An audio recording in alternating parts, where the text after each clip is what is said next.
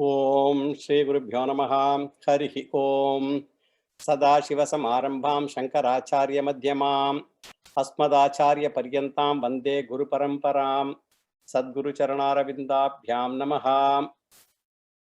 जिज्ञासाधिकरणम् अथातो ब्रह्म जिज्ञासा जन्माद्यतिकरणम् जन्माद्यस्य यतः शास्त्रयोनित्वाधिकरणम् शास्त्रयोनित्वात् समन्वयाधिकरणम् तत्तु समन्वयात् चैप्टर 1 फोर्थ पाद आनुमानिक अधिकरणम् आनुमानिकमप्येकेषामिति चेत् न शरीर रूपक विन्यस्तगृहीतेः दर्शयति च सूक्ष्मं तु तद् अर्हत्वात् तद्धीनत्वात् अर्थवत् येयत्व अवचनाच्च वदतीति चेत् न प्राज्ञो हि प्रकरणात् त्रयाणाम् एव चैवम् उपन्यासः प्रश्नश्च.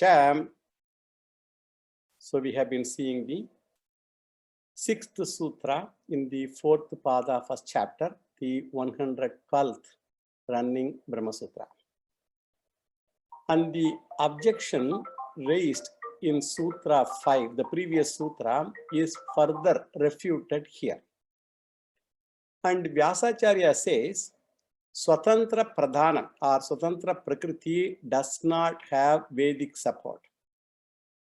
Vyasacharya talks about Atma and not Pradhanam or Prakriti at all. And in support of that, he gives further argument in this sutra. So by analysis of the topic of Kathopanishad, there is no scope for Pradhanam at all. And only 3 questions have been asked by Nachiketas, and the entire Upanishad is the answer for these 3 questions by Yamadharmaraja. And there is no mention of Pradhanam in any of the 3 questions or in the answers. So Vaidika Karma, that is the Nachitagni ritual, the Jivatma and Paramatma are the 3 topics. And where is the question of Pradhanam here, when these are the 3 topics only? And now the Purvapakshi says, you have a problem. The problem is, when you ask the question of Jivatma and Paramatma, do you mean Jivatma and Paramatma Aikyam or Jivatma Paramatma Bheda? What is it you mean? And the Purvapakshi says, either way you will be in trouble. If they are identical, Jivatma Paramatma Aikyam is there, then Vyasa Sutra is in trouble. It talks of 3 questions and you say Agni ritual is one. And if Jivatma and Paramatma are identical, that means there are only 2 questions. And the Sutra will be wrong because it says 3 questions. So there will not be 3 questions. And to avoid this, if you say Jivatma and Paramatma Bheda, then there will be no problem in the Sutra. That is correct. But all the 3 questions are answered, but the Upanishad will have a problem. In the Upanishad, 3 boons are given by Yamadharmaraja. And through the first boon, the father's peace of mind was asked. And through the second boon, the ritual, Nachiketa Agni was asked. And now tell me, through the third boon, Jivatma is discussed or Paramatma is discussed. If you say both are different. So if you say Jivatma and Paramatma are 2, then Paramatma topic will be outside of the boon. So if Paramatma is outside, then 1 boon will be short. How can there be 3 boons and 4 topics? So this is the Purvapakshi's question. And Yamadharmaraja gave 3 boons and the 4th one is a bonus topic. That is the only answer we can give. For that, the Sankhya philosopher says, if you can add a bonus topic, why cannot I add a bonus topic of Pradhanam or Prakriti? What is wrong in that? So that bonus Pradhanam is added in 1.3.15 of Kathopanishad mantra. Ashabdam, Asparsham, Arupam, Avyayam, Tatarasam, Nityam, Agandavachayat, Anadyanantam, Mahataparam Dhruvam, Nichayam, Tan mrityu mukhat pramuchyate. That shloka we read yesterday. We saw this mantra, and the Purva Pakshi, he says it talks about Prakriti or Pradhanam only. And Vedanta then said it talks about Purusha only and not Prakriti or Avyaktam. So there will be dosha in 3 questions, or there will be dosha in 3 boons. Either way, Shankaracharya actually he now riddles this entire thing. Purva Pakshi's argument. While discussing 3 boons, we have to assume Jivatma Paramatma Aikya. That is, while discussing the 3 boons, which is given by Yamadharma Raja, Shankaracharya says, we should assume Jivatma Paramatma Aikya. And while discussing the 3 questions, we have to assume Jivatma and Paramatma Bedaha in Brahma Sutra. So in his commentary, Acharya says, the first is father's peace of mind. That's what Nachiketa says, peace of mind to his father. And the second is Jivatma. And the third is Paramatma. Jivatma, Paramatma, Aikyam. So Shankaracharya elaborately proves Jivatma Vishaya Varam and Paramatma Vishaya Varam. And while discussing Vyasa Sutra, he says Jivatma and Paramatma Beda should be taken into account. So Sankhya will ask, how can you do this mischief? What is the mischief? While talking about the Varam, the boon, you talk of Aikyam. And while talking about the questions, what do? You talk of Beda. How it is possible? When you talk of Aikyam, how can you talk about Veda also? How can you take Aikyam and Veda together? Vedantins can very comfortably talk about Aikyam and also very comfortably talk about Veda also. How? From the Vyavaharika Drishtya and from Paramarthika Drishti Vedaha. Paramarthika Drishtya, Paramatma refers to Upahita Chaitanyam. We have already defined that. Paramarthika Drishtya, Paramatma refers to Upahita Chaitanyam, and from Vyavaharika Drishtya, it refers to Visishta Chaitanyam, Guna Visishta Chaitanyam. We have discussed all this in detail. So, Vyavaharika Drishtya, that is Vachyartha Drishtya Vedaha, and Lakshyartha Drishtya Aikyam. So, when you talk of boon, Varam, it is Paramarthika Drishti. And when you talk of Vyavaharika Drishti, it is about the 3 questions, and either way, let it be anything, but what is the crux? Either way, Pradhanam is not at all discussed in mantras. So you can never take shelter in this mantra in support of your argument. That is what Acharya says to the Purva Paksha. So with this, the 6th sutra is over. Now let us go to the 7th sutra. Mahat Vacha. 7th Sutra, 4th Pada, 1st chapter, 111th Brahma Sutra, 113th. So an argument in support of the 1st Sutra is given here. Just in the case of Mahat, Avyakta, also is used in the Vedas in a sense different from that of Sankhya. The use of the words Mahat and Avyakta in Vedas is different from the way Sankhya uses it. First, let us do the general analysis of this Sutra. And here Vyasacharya, what does he discuss? He discusses the Upanishads talks about Mahat. He talks about Mahat also, which is a word used by the Sankhyas.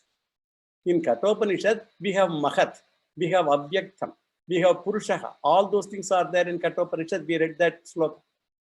And Sankhya's also use these 3 words.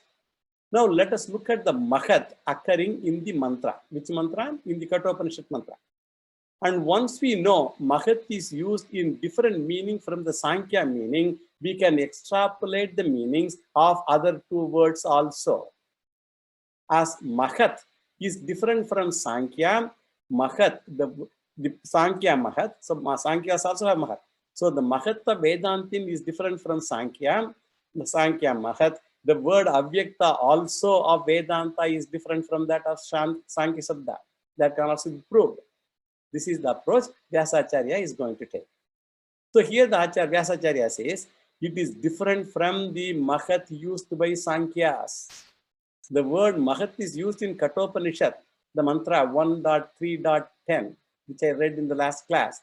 as Mahan Atma, Mahan Paraha, Indriyebhya Parakyatta, Arthebhyascha Param Manaha, Manasastu Para Buddhihim, Buddher Atma Mahan Paraha. That is the 10th shloka of the 3rd section of the 1st chapter of Kathopanishad. And the next mantra, 11th mantra, what it says, Mahataha Param Avyaktam, Avyaktat Paraha Purushaha. So Purushanna Param Kinchitim, Sa Kashta Sa Paragatihi. So Mahan Atma, focus on the word Atma, which can be used for what? For only a Chetana Vastu. You cannot use the word Atma for an Achetana Vastu. Reflective noun can be used only to a conscious entity. Only Chetanam can be used in the word, for the word itself, for the word self, Atma, for the word I. For all of them, self and all that thing, only a Chetana Mahatattvam only can be used, which is equivalent to what? The Hiranyagarbha principle, which is a Chetana Tattvam. Hiranyagarbha is a Chetana Tattvam. So, which is equivalent to what? The Hiranyagarbha principle. So, in Sankhya, Mahat is used for what? To Pradhanam, Prakriti modification, which is inert matter. Sankhya Mahat is Achetanam, inert. And Vedanta Mahat is Chetana Tattvam, Hiranyagarbha Tattvam. And so the word Atma gives the clue to a Chetana Vastu. When it says Mahan Atma, that word Atma gives a clue to a Chetana Vastu. So if Vedanta Mahat is different from Sankhya Mahat, Vedanta Avyaktam is also different from Sankhya Avyaktam. This is the general idea. This is a general analysis. Now let us go to the word analysis of this sutra. First, let us take the word Cha. Cha means moreover. Then Mahatvat.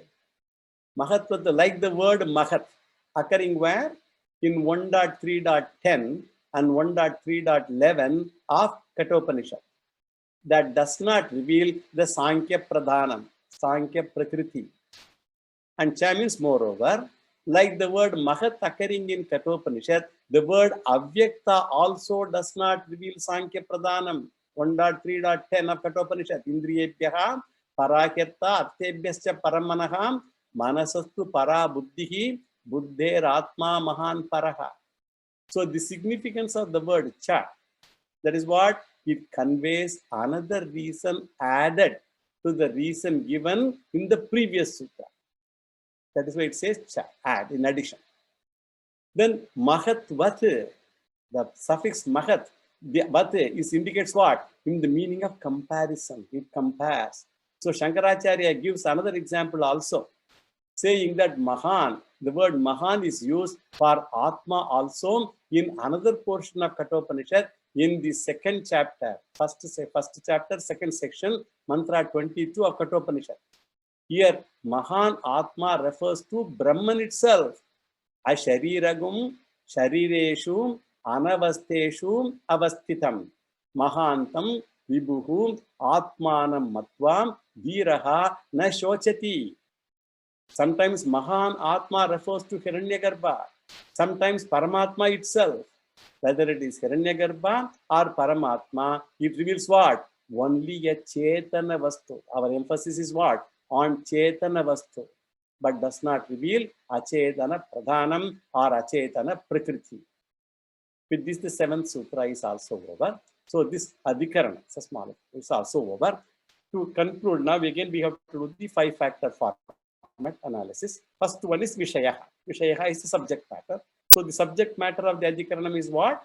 The word Avyaktam occurring in the 11th mantra, 3rd section of 1st chapter of Kathopanishad. Mahata Param Avyaktam, Avyaktat Purusha Paraham, Purushanna Param Kinchitim, Sa Kashta, Sa Paragatihi. And what is the samshaya, the doubt here? Is Avyaktam, is Sankhya Pradhanam, or is it anything else? That is the doubt. Is it Prakriti or Sankhya or something else? And what does the Purvapakshi argue? He says that the word Avyaktam reveals Sankhya Pradhanam only.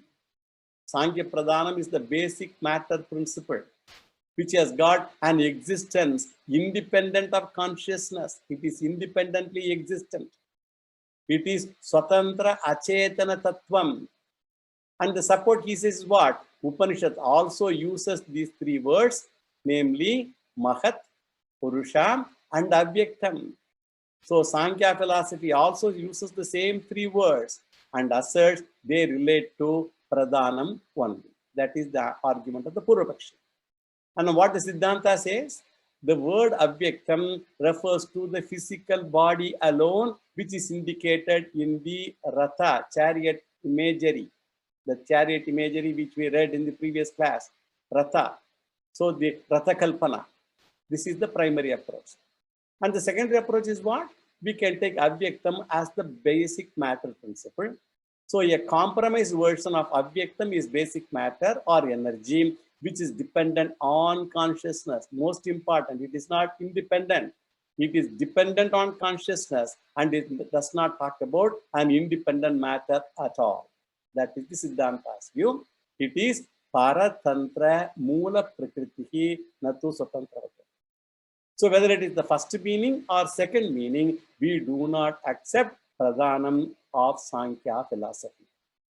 And what is the Sangati? The same Sangati. It is placed in the appropriate position only. So with this, the first Adhikaranam of the fourth Pada is over. Now let us go to the second Adhikaranam. The name of the Adhikaranam is Chamasadhikaranam. Chamasavat Abhiseshat is the first sutra here, which is the 8th sutra in the 4th Pada, first chapter, and 114th Brahma Sutra.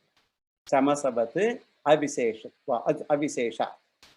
So an expression from Shvetasvatara Upanishad is now taken for analysis here. And the author, he refutes then another wrong interpretation given by the Sankhyas of a mantra from the Shvetasvatara Upanishad here. Let us first see the general introduction to this second Adhikaranam. This Adhikaranam has got 3 sutras, and here Vyasacharya analyzes a mantra, 4th chapter, 5th section, 5th mantra of Shvetasvatara Upanishad. That mantra is also a popular mantra. Ajamekam lohita shukla krishnam bhakvi prajaha srijamanam sarupaham ajohekaham Jushamanonushetem Jahatyenam Bhukta Boga Majonyaha. That is a mantra 4.5 of Shvetasvatara Upanishad. It is a very well-known mantra, often quoted by Adi Shankaracharya.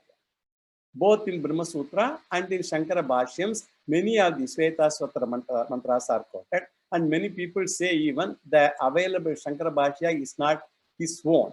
People say for this also. So the mantra in question not only occurs in this Upanishad, it also occurs in Mahanarayana Upanishad with slight modification. Ajamekam lokita shukla krishnam bhaktim prajam janayanti gum sarupam ajoheko jushamano nusete jahatyenam bhukta boga majonyaha. So jayanti gum sarupam is there in the first line. There Srijamanam Sarupaha is there in the first line of Shvetasvatara Upanishad. That is the only difference. So why do we take this mantra for analysis? Unless there is a controversy, it won't find a place in Brahma Sutra, right? So the Sankhya philosopher, he takes this mantra for Vedic support in support of his argument. Because he wants to take independent Purusha Tattvam and independent Prakriti Tattvam also. He wants to prove Prakriti is also independent. This is Sankhya philosophers' aim. They want to say that there is independent consciousness and independent matter, and both are reality according to them. Matter is also defined just as ours. He wants basic support from Veda in support of his view. And Vyasacharya is ready to accept Purusha as Nirguna and Prakriti as Saguna. According to Vyasacharya, he is willing to accept this. Purusha as Nirgunam, Paramatma, and Prakriti as Sagunam. But what he does not want to accept, he is not ready to accept both as real. He says Purusha is real, no problem. But Prakriti is unreal. For real Prakriti, Sankhya philosopher wants support. And he quotes this mantra in support of his view. So this mantra is interpreted in 4 different ways. And the Sankhya philosopher, he gives one interpretation. and three more interpretations, they belong to Vedantics. So Sankhya's philosophy, that interpretation, one interpretation is not acceptable by us. So in all the interpretations, we will focus on the word aja, ajaha. So for the word aja, there is an adjective lohita, shukla, krishna. So these two terms, they are adjectives to aja, the term aja. So this also we have to analyze. So the mantra, as I told, has got four interpretations. And the Sankhya philosopher gives the first interpretation. And he says, Aja means Swatantra Prakriti only, the basic matter which is independent and real. It is independent and real. Prakriti, Swatantra Prakriti. Because it is Swatantra, it is independent. And the nature of Prakriti is Lohita, Shukla, Krishna. It means Lohita means the red color. And it signifies Rajoguna. And Shukla refers to the white color, which signifies Sattva Guna. And Krishna refers to black or dark color, which means Tamoguna. So this Prakriti creates many products. These are all Sankhya's arguments. This Prakriti creates many products and it creates many effects also. A Karyam effect is called Praja. The effect of this Prakriti is Praja, Karyam. Karyam, according to Sankhya, is Mahat. They are all effects. Mahat, Ahankara, Manas, all the Pancha Bhutas, Pancha Jnanendriyani, Pancha Karmendriyani, all of them are effects according to Sankhya. The products are similar to the cause. The similarity is what? All of them are Trigunatmakam. Prakriti is also Trigunatmakam. Prakriti is endowed with all the three gunas. So all the products are also endowed with all the three gunas. Karanam is Sagunam and Karyam also is Sagunam. So word Ajaha means Jivatma and Ekaha Ajaha means a particular Jiva and one Jivatma means some Jivatma. When it says one Jivatma, some Jivatma, some particular Jivatma. And what do? They go after Prakriti, they serve the Prakriti, they enjoy the Prakriti and go along with Prakriti and undergo samsara. So Punarapi Maranam, Punarapi Jananam cycle they undergo. And they go after Prakriti and suffer.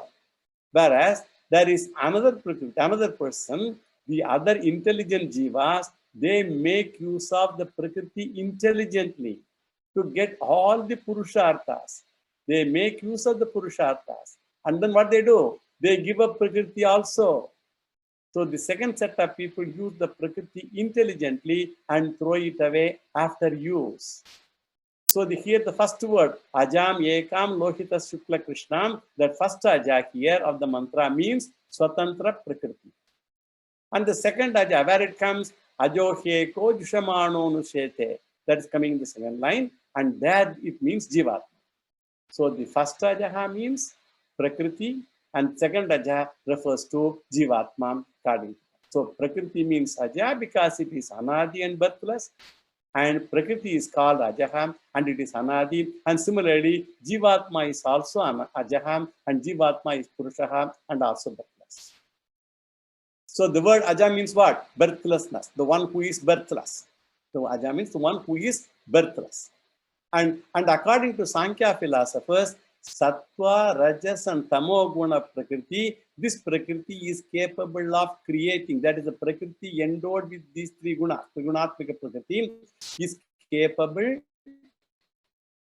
of creating anything, and all of them are Swarupa and similar to Prakriti Swarupam, all of them. Sankhya also claims, since Ekaha Ajaha Purushaha and Anyaha Arjaha Purushaha, both he says, it is in support of Atma Bahutvam, many Atmas. So one Ajaha is Purusha, another Ajaha also Purusha, and that means there is Bahutvam of many. Atmas are many in support of his argument. So the Prakriti is Trigunatmakam and Purushas are many and Purushas are beginningless and Prakriti is one and Prakriti is also beginningless. Purushas are many, Prakriti is one. Prakriti is also beginningless, Purusha is also beginningless. This is Sankhya's argument. And some Purushas, they run after Prakriti And some of them, what they do? They make use of Prakriti and attain moksha and get rid of Prakriti also. So Lohita Shukla Krishna Aja is equal to Gunatraya Visishta Swatantra Pradhanam according to that. Lohita Shukla Krishna Aja is equal to Gunatraya Visishta Swatantra Pradhanam. This is the first interpretation given by whom? By Sankhyas. To claim what? That his claim is backed by Shruti Pramanam. Because we say everywhere Shruti Pramanam, so he also wants to get support from Shruti in support of his argument. And the second and third interpretations, I told initially there are 4 interpretations. This is the first one by the Sankhyas. And the second and the third interpretations, they refer to Vedantic interpretation only. Here, we also accept Ajaha as Prakriti or Pradhanam, exactly like Sankhya's. And they say Lohita Shukla Krishna represents 3 gunas. And we also agree with that. Then where do we differ from them? While they say Prakriti is Swatantra Prakriti, we say Prakriti is only Paratantra Prakriti. It is not Swatantra, it is not independent, it is dependent. Swatantra means independent. Paratantra means dependent. So the first one is Sankhyas. And the second is Vedantic interpretation that this Siddhantis gave. There is no controversy in the later 3 padas actually. The padas. So Shankaracharya gives the third interpretation in this Adhikarana. It is not Swataswatara Upanishad commentary. According to him, Aja means Paratantra Prakriti only. Paratantra means dependent, as I mentioned earlier. So the word Lohita, Shukla, Krishna, Shankaracharya has taken them as 3 colors only and not as 3 gunas. He has just taken all 3 physically as 3 colors only. Lohitam means red color, Shuklam white color, Krishna black color. That means Varnatraya Vishitta Paratantra Prakriti. The Prakriti endowed with the 3 varnas, red, white and black. And this is the first interpretation is Gunatraya Visishta Swatantra Prakriti, independent by the Sankhyas. And the second interpretation is Gunatraya Visishta Paratantra Prakriti is Ajaha, that is bias. And the third interpretation is Varnatraya Visishta Paratantra Prakriti. Then comes the fourth interpretation, which is given by whom? Not by Shankaracharya, but Vyasacharya himself in this Adhikarana, through this sutra. He says, Aja does not mean Prakriti at all. Aja means Bhutatrayam, Agni, Apaha and Prithvi, 3 bhutas. And Lohita, Shukla, Krishna, Ajaha means Varnatrayam, the 3 varnas. Here, Ajaha means Varnatraya Visishta Bhutatrayam. Varnatraya Visishta Bhutatrayam, the 3 bhutas endowed with 3 varnas. For one Aja Shabdam, 4 meanings are now given. Of these 4 interpretations, the third and fourth are given in this Adhikarana. So the first is what? Purvapakshi's interpretation, which we already saw. And the second does not occur in this Adhikaranam. The 1, 3 and 4, they are in Siddhanta's interpretation here, 3 and 4. The essence is what? The Upanishad does not support the Sankhyas arguments. The details of the third and fourth interpretations we will see later. So with this general introduction, let us go for the general analysis of the first sutra of this Adhikarana. Here Vyasacharya says, Svetaswatara mantra is a very general mantra, which does not specifically support any philosophy. Whether it is Sankhya or Vedanta, doesn't support any of them. Aja means the birthless, can be taken for anything. Atma can be taken as Aja, Brahma can be taken as Aja, Jivatma can be taken as Aja. So how can this be taken as one of Sankhya's philosophy? All philosophers interpret to suit to their philosophy. The word Lohita, Shukla, Krishna also is very general words. They represent what? 3 colors only. This can be defined in any manner. One likes symbolism to be interpreted. Therefore, symbolism can be used for anything, in any manner. It is after all a symbol to denote something. For the word Aja and Lohita, Shukla, Krishna, there is no norm to define, and Shastra should be taken as the norm, as the mantra occurs where? In the Vedas. Because it occurs in the Vedas, we need to resort to only Shastra for the interpretation. Symbolism should be closer to Shastra. In some areas, Shastras explain symbolism. Whereas Shastric Vyakhyanam is there, we can take that. Wherever Shastric Vyakhyanam is there, we can take that. For example, in Brihadaranyaka Upanishad, 7 types of annam, food, is defined in Brihadaranyaka Upanishad. It's an interesting topic there. And if you go by that, Sankhya has no support at all. And Vyasacharya, he refers to the Brihadaranyaka Upanishad mantra as the example. And the word chamasa is a ladle, a spoon, to offer materials in the yaga, to offer ahutis. You take that ladle, and it's made of wood many times, and offer it. Use that to offer ahutis, oblations. And the second meaning is a vessel. In all the yagashalas, you will have vessels where you keep the ghee and so many things. So Upanishad talks about a vessel in Brihadaranyaka Upanishad in the 2nd chapter, 2nd section, 3rd mantra.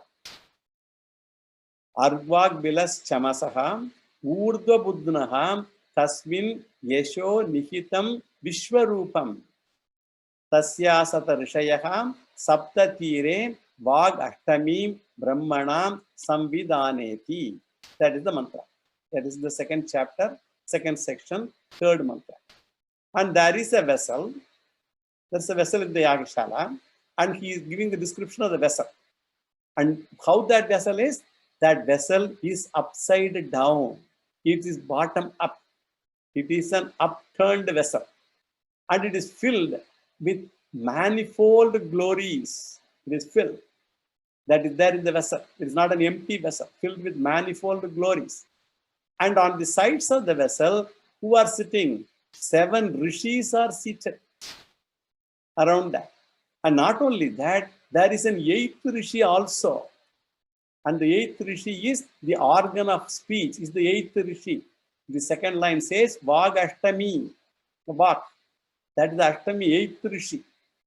Now you can interpret this in any manner you like. Please tell me, what is the upside down vessel full of glory with 7 rishis sitting around? This is like a riddle. We better go by Shastra only. Unfortunately, Brihadaranyaka Upanishad itself explains what is that vessel which is upside down, filled with glories, surrounded by 8 rishis. The Upanishad says, Arvak bilas chamasa urdva buddhna itidam tachiraha. Yesha hervak bilas chamasa urdva buddhnaha. Urdva buddhnaha. Tasmin yesho nihitam vishwarupamiti. Prana vai yesho nihitam vishwarupam pranane tadaha. Tasya sata rishayaham sapta tira iti pranava rishayah pranane tadaha. Vag ashtami brahmana samvidhaneti. Vag ashtami brahmana samvitte. This is the mantra. This mantra gives the description of all these people. Itidam tachiraha yesham kervag bilas chamasa urdva buddhnaha. Your own head, urdva buddhnaha. Your own head, the shiraha, is set upside down. If you cut the head there, it is an opening at the bottom. And the glory is what? The knowledge received by all the sense organs. The knowledge belongs to the head. It is called Vishwarupam because knowledge is also manifold. You get varieties of knowledge. Prana vai yesho nihitam Vishwarupam. The wholes are taken as sense organs through which all information, knowledge flows into the head. Prana vai rishayaha. And Upanishad gives the names of the rishis also. Since the mouth is eating all the time, then it is called Atri Rishi is mentioned. Atri Rishi, Atta.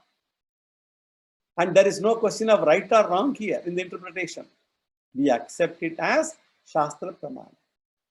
Similarly, you interpret Ajaha also in Svetasvatara Upanishad, also generally.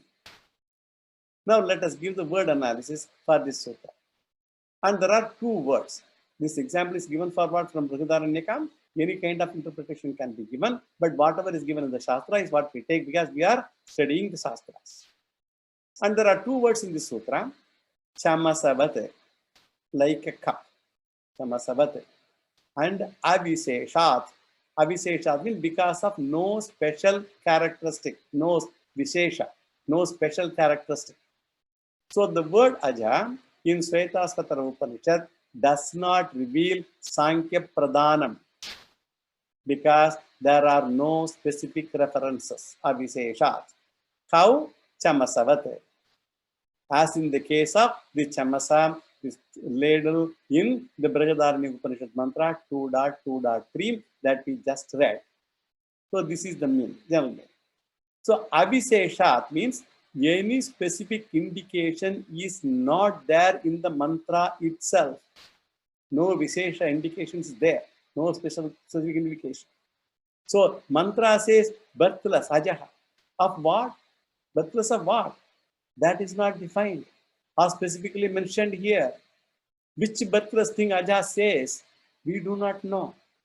Lohita, Shukla, Krishna, they also do not indicate anything except the three colors. Also Avisesha.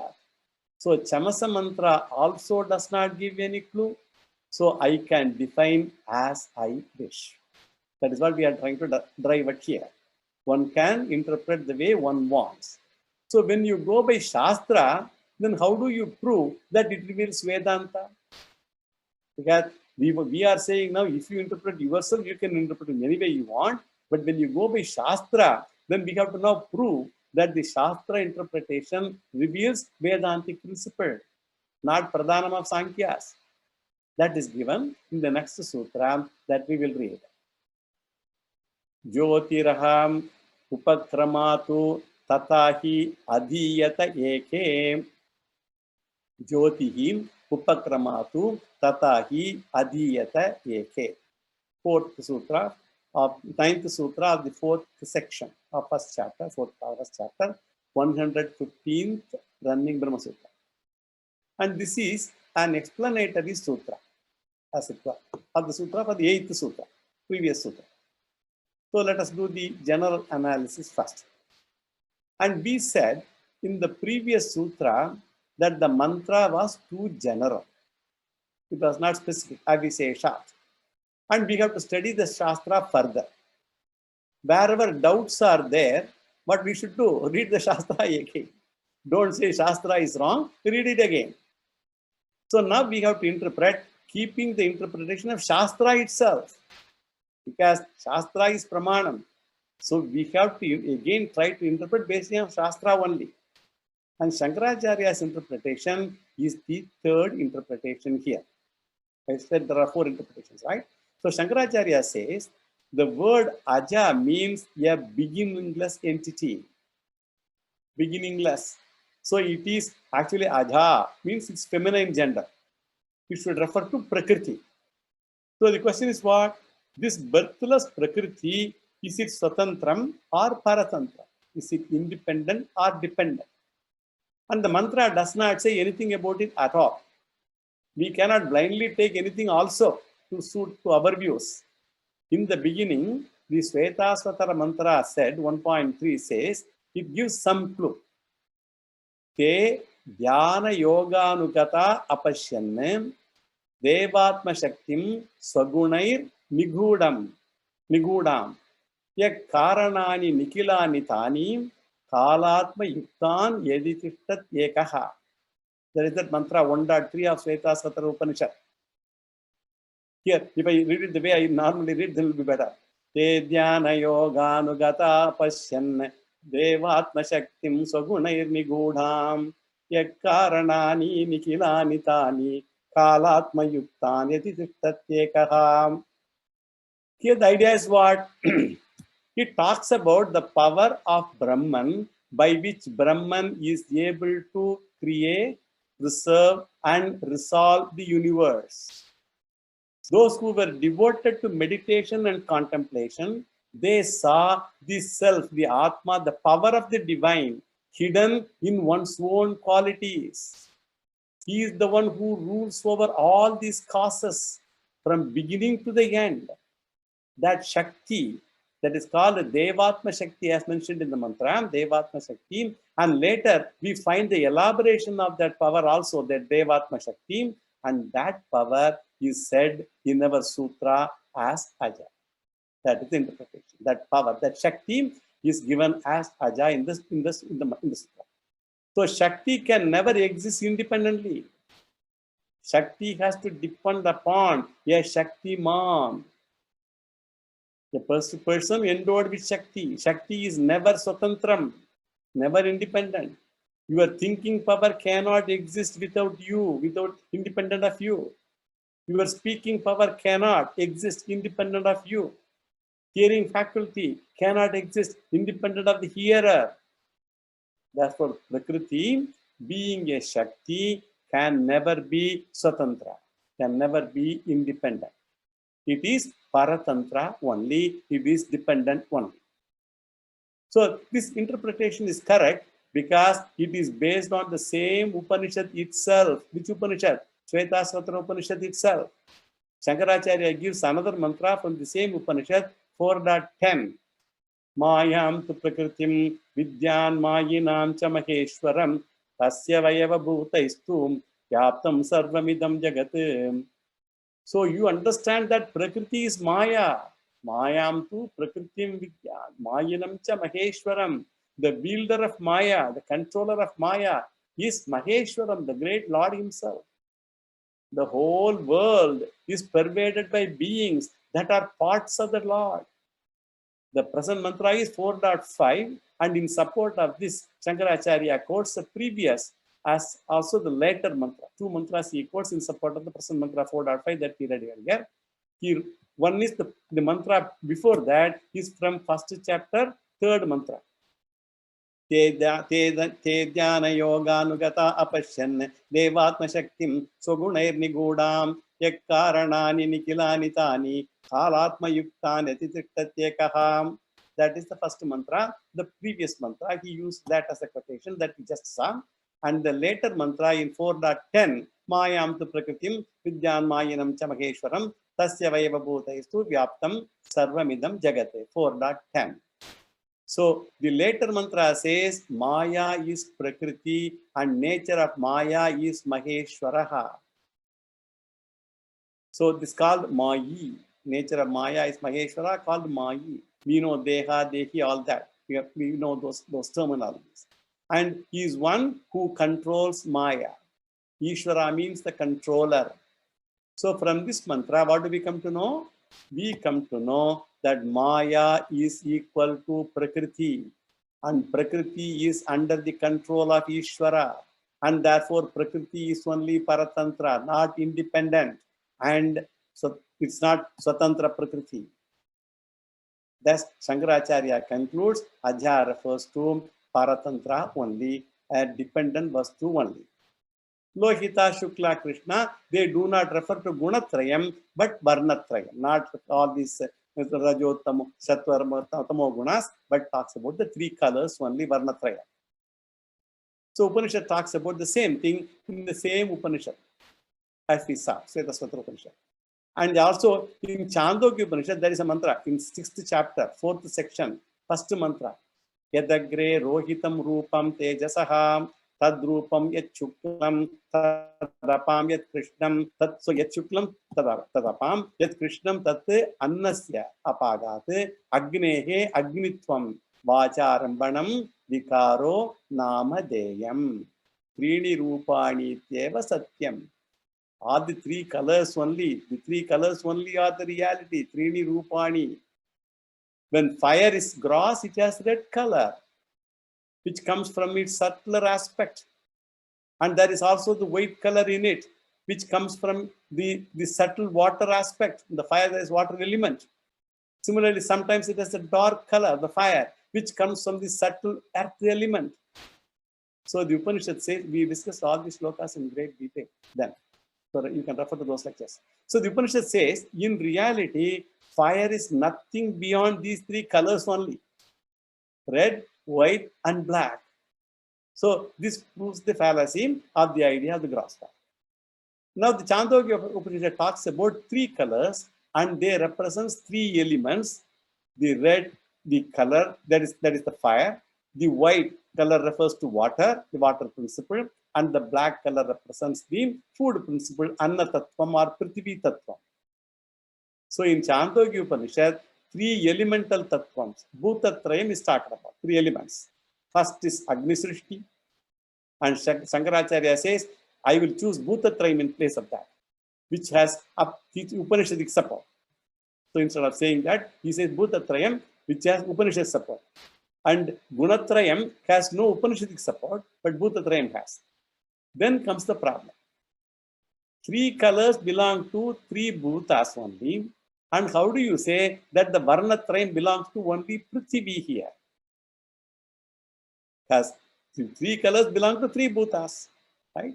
So Agni, Apaha, and Prithvi. And now how do we say that the Varnatrayam belongs to only Prithvi here, Prithvi alone? For Shankaracharya says Varnatrayam to Prithvi, and for that he says that the Bhutatraya has got three colors potentially. And therefore, Lohita, Shukla, Krishna represents Bhutatraya only. And how do you interpret Aja? Prithvi as Varnatraya, Visishta, Bhutatrayam. How do you say that? How can you interpret that? And Shankaracharya says, Aja is Karanam and Bhutatrayam is Karyam. And therefore, Karanam contains the Karyam in potential form as seed contains the tree. So if Aja, if Prakriti includes Bhutatrayam, it should have Varnatrayam also. So Bhutatraya Rupa Karya Drishtya Varnatrayam Siddhati. So the final meaning of the word is what? Varnatraya Visishta Maya Agisma. And the 6th chapter, 2nd section, 1st mantra of Chandogya says, Sadeva Somya Idamagra Asit Ekameva Dvitiyam Taddeha Ahuhu Asatyeva Idamagra Asit Ekameva Dvitiyam Tasmad Sataha Sajjagata. What a mantra. Somya, he tells the student, before this world was manifest, what was there? There was only existence. Satyeva. Sadeva, Saumya, Idam, Agre, Asi. It was only there. It only existed. One without a second. Ekam, Eva, Advitiyam. Ekam, one. Evam, only. Advitiyam, without a two. That alone existed. And some people say there was only non-existent. Taddeha ahuhum asatyeva idam agrasi. That also Ekam, Eva, Advitiyam. Out of that non-existent, Tasmat asataha sat jayata. From that asat only non-existence, the existence came. Without Bhashyas, it's impossible to understand any of these mantras. And about the creation of elements, it does not talk about Panchabhutani. It talks about three bhutas only. In Taittiriya Upanishad, Tasmadva tasmad atmana akashas sambhutaha akashad vayuhum vayoragnihi agnerapah advya prithvi prithivya oshadayah oshadibhyonnam annat purushaha. So from that Atman, Tasmadva tasmat atmanaha akashas sambhutaha, space is born. And from that Akasha, air is born. From air, fire is born. From fire, waters are born. From water, earth is born. And from earth, the herbs, Oshadis, they are born. And from herbs, food is born. And from food, humans are born. That is how Taittiriya discusses. And that portion we should not bring in here, because we are talking about only three elemental tattvas. So we should bring only the Chandogya interpretation in this particular sutra. It talks about Tejas Srishti, that is Agni Srishti, Ap Srishti, Water Srishti, and Anna Srishti means Prithvi Srishti. So these are the three elements it talks about. And when we talk about the Srishti, what about the Upakrama, beginning? Is Jyotihi. Jyotihi is Agni Tattvam. The Upanishad talks about three elements, beginning with Agni Tattvam, and this is the meaning of the word Aja. We are now understanding still the word Aja. Ajam Ekam, that Aja. So the reason for such an interpretation is what? Adjective given in the mantra is Lohita, Shukla, Krishna. I already mentioned. Since adjectives are same, the noun also should be same. Here noun Ajaham should refer to Bhutatrayam only. Now you bring Bhutatrayam from Chandogya Upanishad and take it as Ajaham, as Bhutatrayam in Svetasvatra Upanishad. How do you link that? You take the Bhutatrayam of Chandogya and then you link it, take it as the Ajaha as given in the Bhutatrayam in the Svetasvatra Upanishad. And the next word is Tu. Tu means it is for emphasis. In the previous sutra, he pointed out that the mantra is vague, allowing many interpretations. And Vyasacharya wants to say that my interpretation alone is correct. Why it is correct? Because it is based on Veda Pramana. Veda-based interpretation of mine alone is correct. That is what Vyasacharya's contention is. Then the next word is Eke. Eke means some Vaidikas. Here some Vaidikas. Some Vaidikas means Vyasacharya wants to refer to Samaveda chanters here. Vaidikas, Samaveda Vaidikas. Because support is from where? It's from Chandogya Upanishad, which is a Samaveda Upanishad. So Eke refers to Samavedinaha, especially who chants the Upanishad mantras. 6.4.1. Yadagre rohitam rupam tejasaham tad rupam yad chuklam tadapam yad krishnam tat annasya apagat agnehi agnitvam vacharampanam vikaro namadeyam trini rupani ityeva satyam. So these are all Samavedinaha. Adhiyate, they read, some people read all of them, they chant these mantras, tatahi, as I talk about, they also talk about the way I interpret it. In the way, Varnatraya Visishta Bhutatrayam, Varnatraya endowed with Varnatraya Visishta Bhutatrayam. Bhutatrayam, the three elements, not Panchabhutani, Bhutatrayam, as we told already. Agni, fire principle, water principle, and earth principle. So what I say only is correct, is Vyasacharya's assertion. Let us go to the next sutra. Kalpanopadeshacham Madhvadivara Virodaham. This is the 10th sutra of the 4th section, 1st chapter, 116th running Brahma Sutra. And the argument here is what? It is in support of Sutra 8. It is continued here. First, Sutra 8 is the first sutra of the Siddhikarma. Let us do the general analysis. The Purvapakshi raises a question here. He interpreted Bhutatrayam and I am not saying Trini Bhutani. I use the word Bhutatrayam as a group of three elements. I am not telling three different elements. I am using the word Bhutatrayam as one group of three elements. We take the three elements as one unit. It is because the mantra says what? Ajam Ekam. As mantra specifically states, Ekam it is. Aja. Ekam. So controversy is about the word Aja. And how can you take Bhutatrayam as Aja? And Shankaracharya took Aja as what? As Paratantra Prakriti, and Aja means birthless. When you take Aja as Bhutatrayam, there is a contradiction. Because all three elements are not birthless, they are born. And how can you take Aja for Ajata Bhutatrayam, the one that is not born? And Vyasacharya asked, who said Aja means birthless? I don't want to take etymological meaning at all for this. My intention is something else. I want to take the popular meaning of Ajaha. And popular meaning of Ajaha is what? Is more powerful always than the etymological meaning that we have said many times. And what is the popular meaning of Ajaha? Ajaha means a goat. What about Aja? Aja is a she goat. Ajaha is a male goat. Aja is a she goat. So in the second line, Ajaha means the he goat. And the mantra talks about the he and the she goat. Then the Purvapakshi asked the question, what the goats has got to do in the Upanishad? A good question only. For that Vyasacharya says, this is an imagery given. The he goat and the she goat, the male goat and female goat, they should be taken as examples because the Upanishad conveys the teachings through an imagery. It is a Kalpana Upadeshaha. Upanishad talks about intelligent jivas and unintelligent jivas. One is compared to one type of he goat, male goat. Another is compared to another type of he goat, male goat. And the Prakriti is compared to the she goat, the female goat. So, and in one, the she goat is attracted by the male he goat, and in the other, the male goat becomes a sannyasi. He's not attracted by the she goat, by sense pleasures, that means. So, one gets the vairagyam of renouncing the sense pleasures.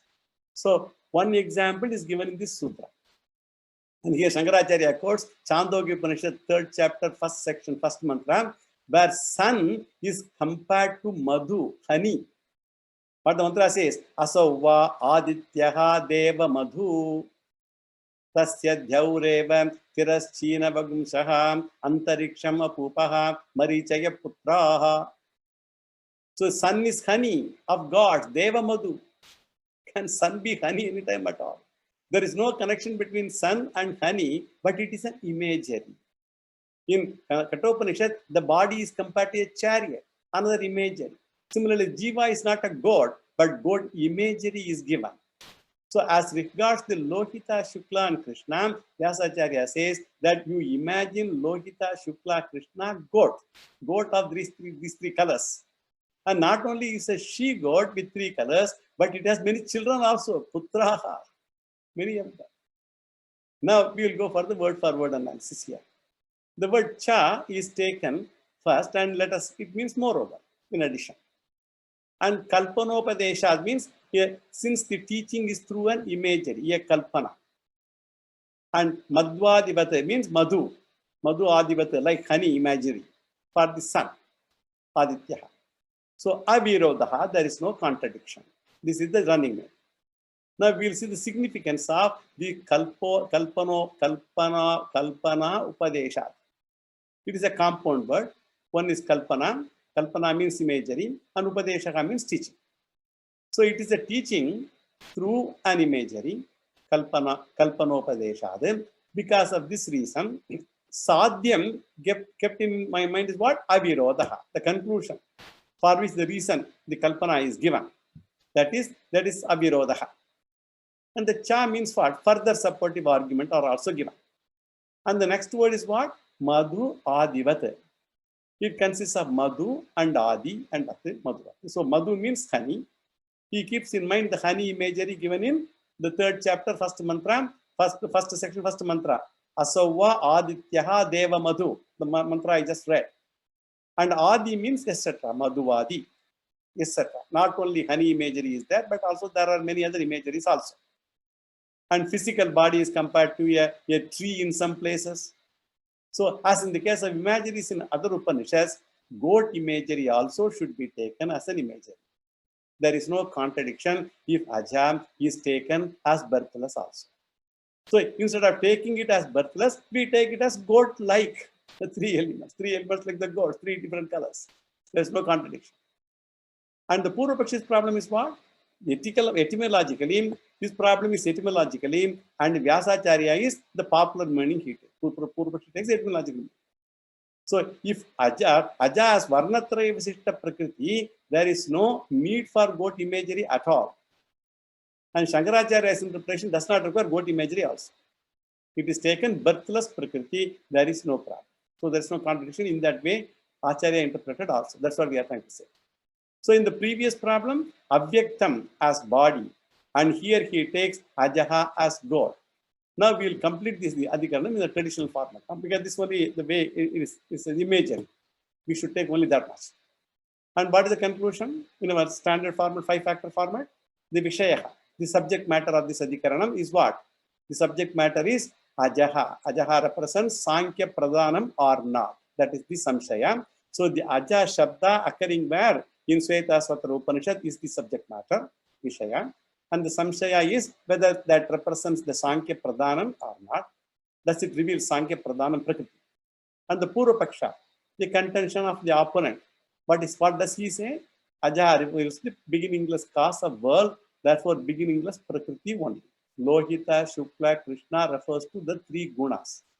Gunatraya Visishta, Pradhanam. The Siddhanta's view, the fourth factor, Siddhanta's conclusion is what? The word does not reveal Sankhya Prakriti at all. The word Aja does not refer Sankhya Prakriti at all.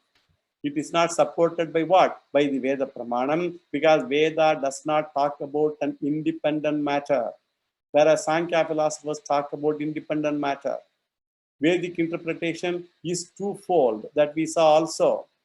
Aja must mean Varnatraya Visishta Paratantra Prakriti or Varnatraya Visishta Bhutatrayam.